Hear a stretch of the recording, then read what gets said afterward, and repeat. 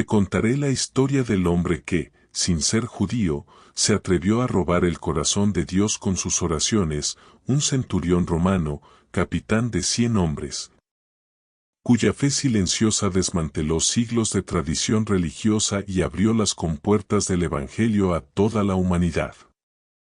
Esta no es la versión de escuela dominical, es la crónica de un golpe de estado espiritual que dividió la historia del cristianismo, revelando un misterio que la Biblia oculta en su propia brevedad. En Cesarea, la joya pagana de Judea, asiento del poder imperial y cuna de la idolatría romana, vivía Cornelio. Su nombre era sinónimo de la fuerza de Roma, un hombre de la cohorte llamada la Itálica, una élite militar cuya lealtad era al César, cuya ley era la espada, y cuya fe, por decreto, debía ser la de los dioses del Capitolio. Sin embargo, Cornelio era una anomalía, una fisura en el muro de hierro del imperio.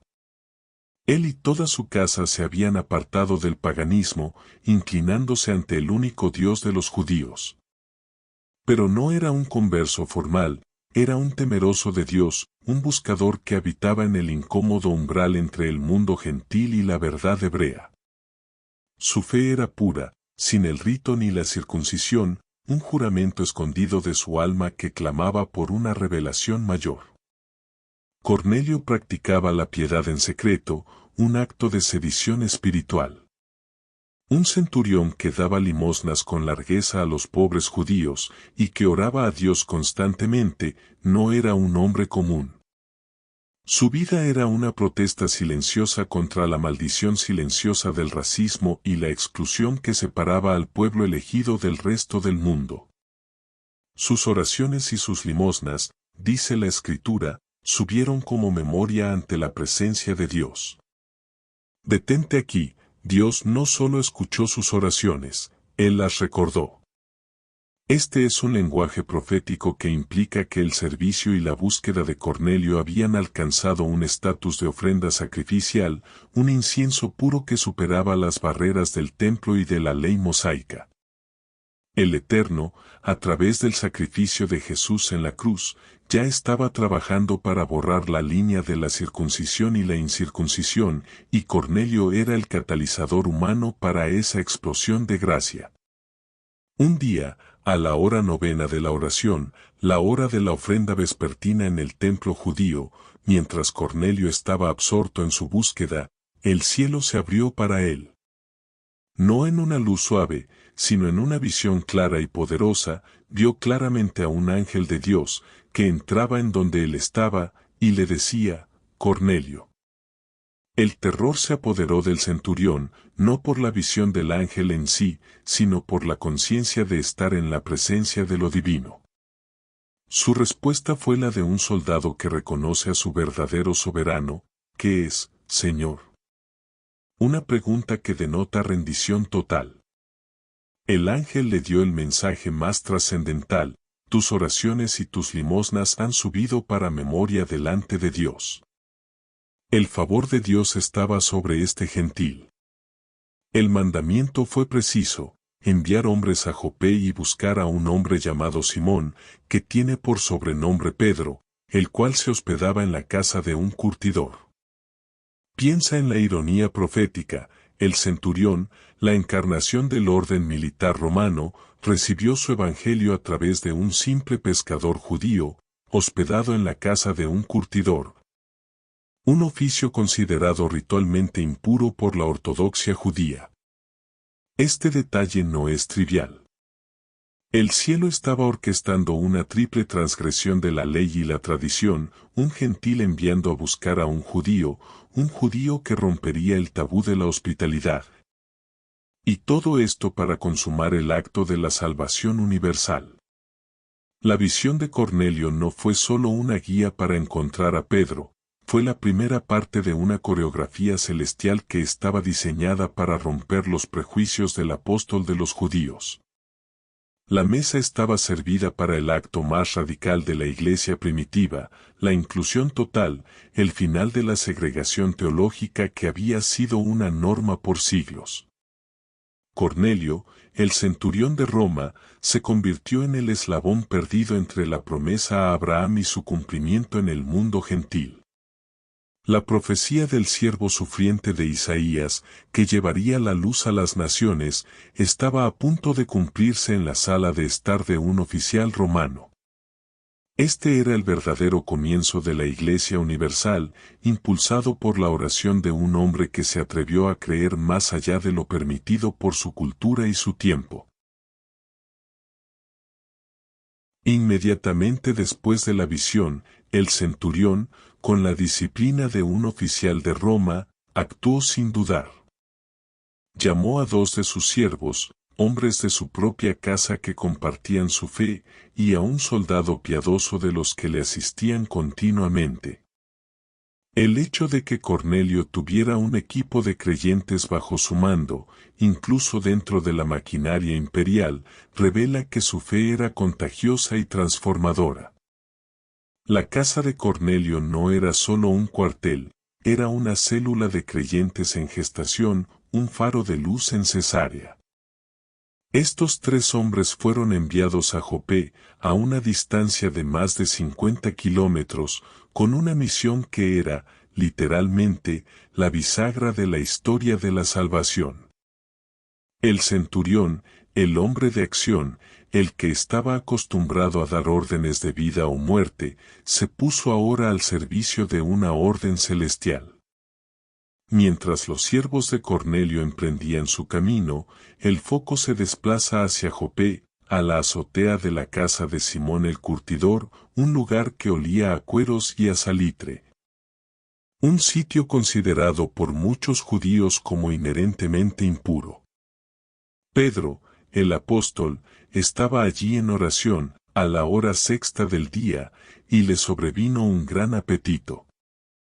Esta mezcla de lo divino y lo humano es crucial, la revelación vino en el contexto de la necesidad física. El hambre de Pedro se convertiría en un símbolo profético de la necesidad del Evangelio en las naciones. Cayó en éxtasis. La escena que presenció fue épica, trascendental y diseñada para destruir el juramento escondido de su mente judía, un gran lienzo, como un mantel, que descendía del cielo, lleno de toda clase de cuadrúpedos. Reptiles y aves del cielo, criaturas que la ley mosaica había declarado inmundas. Una voz resonó desde el cielo, una voz que no podía ser silenciada: levántate, Pedro, mata y come. La reacción del apóstol fue instintiva, la respuesta de un judío ortodoxo: Señor, no, porque ninguna cosa común o inmunda he comido jamás. Piensa en el peso de esas palabras. Pedro, que había comido del pescado preparado por Jesús, que había compartido la mesa con pecadores, aún se aferraba a la maldición silenciosa de la ley ceremonial, a la barrera de la comida que separaba a su pueblo del resto del mundo. El muro invisible de la separación racial y cultural era más fuerte en su mente que la gracia universal. Pero la voz regresó, cortando toda objeción: lo que Dios limpió, no lo llames tú común. Y esto sucedió 3 veces, un número que sella la irrevocabilidad del mandamiento y la conexión con la resurrección de Jesús. La visión no era sobre comida, era sobre personas. Era la declaración divina de que el sacrificio de Cristo en la cruz había santificado toda la creación, y que los gentiles, aquellos que el judaísmo había considerado inmundos, habían sido limpiados por la sangre del Cordero. Esta visión fue la anulación profética de la ley ceremonial, el final de la segregación. Ahora, detente un instante y mira el poder de esta doble revelación. Tienes a Cornelio en Cesarea, recibiendo una orden divina, y a Pedro en Jope, recibiendo una visión que destruye su prejuicio. Estas 2 visiones, separadas por 50 kilómetros, se alinearon en el tiempo y el espacio por la mano de Dios. El destino de la Iglesia Universal estaba siendo forjado en ese exacto momento. Si valoras esta revelación épica, si sientes que esta verdad que rompe barreras merece ser conocida por todos, hazme un gran favor, presiona ese botón de me gusta ahora mismo, suscríbete al canal si aún no lo has hecho. Y activa la campanita. ¿Por qué te pido esto? Porque estamos desentrañando los secretos de la Biblia, revelando los hechos desconocidos que forjaron la fe que hoy tienes. Si te quedas hasta el final, descubrirás cómo el Espíritu Santo cayó sobre los gentiles antes del bautismo, un evento que nadie se atreve a contar por su radicalidad teológica. Hablamos de videos de todos los temas de la Biblia, desde la creación hasta las profecías del Apocalipsis, y tú, like y suscripción son la señal de que quieres más de este conocimiento profundo. Continuemos, pues en ese preciso instante, mientras Pedro estaba perplejo, los hombres enviados por Cornelio llegaron a la casa del curtidor. Mientras Pedro cavilaba sobre el significado de la visión, la doble sincronía divina se manifestó de forma ineludible. El Espíritu Santo mismo, el favor de Dios en persona, habló al apóstol: «He aquí, 3 hombres te buscan. Levántate, pues, y desciende, y no dudes de ir con ellos, porque yo los he enviado». La voz del Espíritu eliminó toda duda y toda resistencia. La orden de ir con los gentiles era ahora un mandamiento divino ineludible. El muro de separación, que había persistido en la mente de Pedro a pesar de 3 años con Jesús, fue derribado en ese instante por la soberana autoridad del Espíritu. Al descender, Pedro se encontró con los siervos y el soldado de Cornelio. Ellos, con absoluta humildad y respeto, le expusieron la razón de su viaje. Cornelio, un centurión justo y temeroso de Dios, había sido instruido por un ángel para enviarlo a buscar. La autenticidad del relato era innegable, con la confirmación del soldado piadoso. Pedro, entendiendo que esta era la continuación de su visión, les invitó a pasar y a quedarse. Este acto, invitar a gentiles a pernoctar en la casa de un judío, era el primer paso, épico y radical, de la transgresión ceremonial. Al hacer esto, Pedro estaba rompiendo un juramento escondido de la ortodoxia judía, un tabú que llevaba el peso de siglos. Su obediencia a la voz de Dios era más fuerte que su arraigada tradición. Al día siguiente, Pedro partió con los hombres de Cornelio, acompañado por 6 hermanos de Jope, testigos necesarios para el evento que el cielo sabía que causaría controversia en Jerusalén. Este detalle, la presencia de los 6 testigos, no es un accidente. Lucas, el narrador, está documentando el proceso legal y teológico por el cual el Evangelio se abriría a los gentiles. El cielo proveyó pruebas para la inminente controversia. El viaje de Jope a Cesarea fue más que geográfico, fue un viaje de la ley a la gracia, del particularismo al universalismo. Al llegar a Cesarea, el acto de fe de Cornelio alcanzó su clímax. Él no solo había enviado a buscar a Pedro, había preparado su casa para un evento trascendental. Había reunido a sus parientes y a sus amigos más íntimos, un grupo considerable de gentiles que, como él, estaban en el umbral de la fe. Cornelio no quería la salvación solo para sí mismo, quería la revelación para su círculo, cumpliendo así el principio de que la fe es siempre comunitaria. La maldición silenciosa de la soledad en la búsqueda de Dios estaba siendo rota. Cuando Pedro entró en la casa, Cornelio realizó un acto que era inaceptable para un soldado romano y peligroso para un creyente judío, se postró a los pies de Pedro y le adoró. Un centurión, un hombre de rango, rindiendo homenaje a un pescador judío. Este es el hecho desconocido, la evidencia de la humildad radical de Cornelio. Su búsqueda de Dios no era intelectual, era devocional. Pedro, sin embargo, lo levantó inmediatamente, afirmando el principio de la igualdad: levántate, pues yo mismo también soy hombre. El apóstol no aceptó la adoración, la desvió hacia el único digno de ella. El encuentro de estos dos hombres, el centurión gentil y el apóstol judío, fue la encarnación de la universalidad del mensaje de Jesús. Pedro, al entrar y hablar con la multitud de gentiles, estaba haciendo algo que nunca antes había hecho conscientemente: vosotros sabéis cuán abominable es para un varón judío juntarse o acercarse a un extranjero. Pedro mismo verbalizó la barrera que el cielo acababa de derribar. La visión de la sábana no era sobre animales, era sobre esta misma sala, llena de rostros gentiles, que Dios había limpiado y declarado aptos para su presencia y su palabra.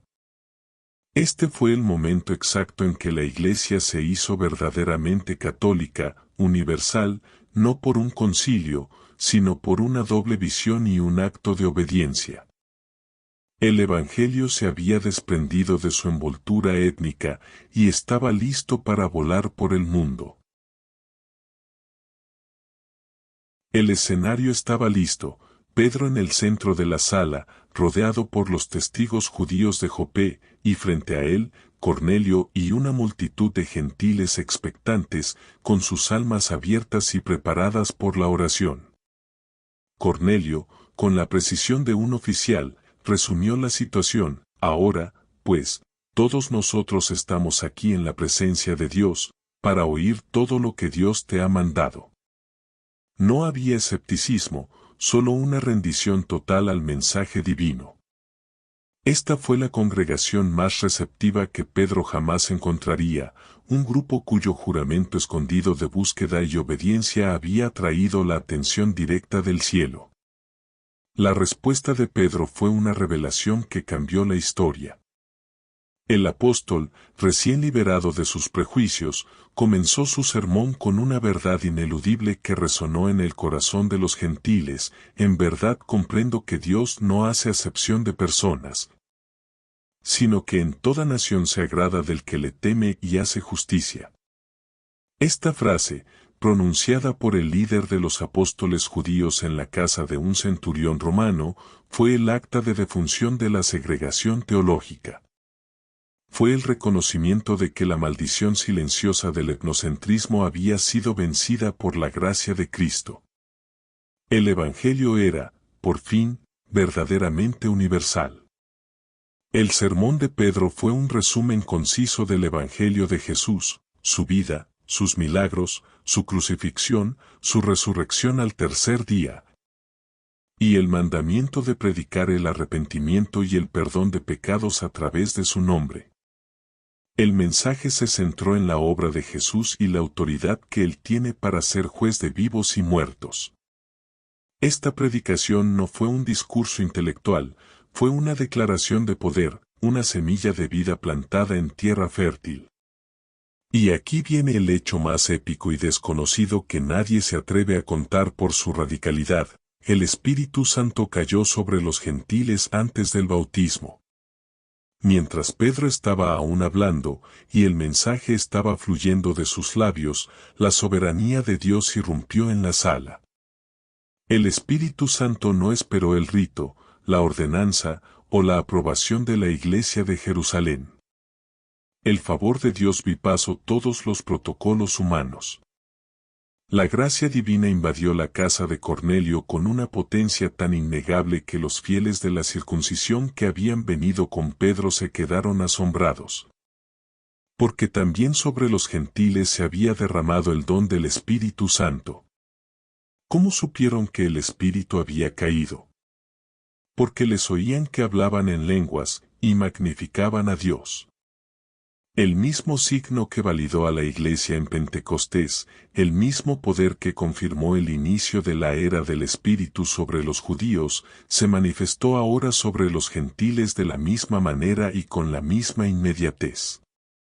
Este evento fue la prueba irrefutable, el amén del cielo, de que la salvación era para todos. Los gentiles no necesitaban ser circuncidados ni vivir bajo la ley mosaica para ser salvos, solo necesitaban la fe en Jesús.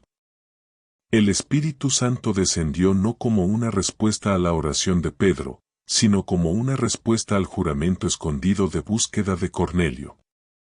Los testigos judíos, que habían entrado en la casa llenos de prejuicios y cautela, salieron de ella llenos de asombro.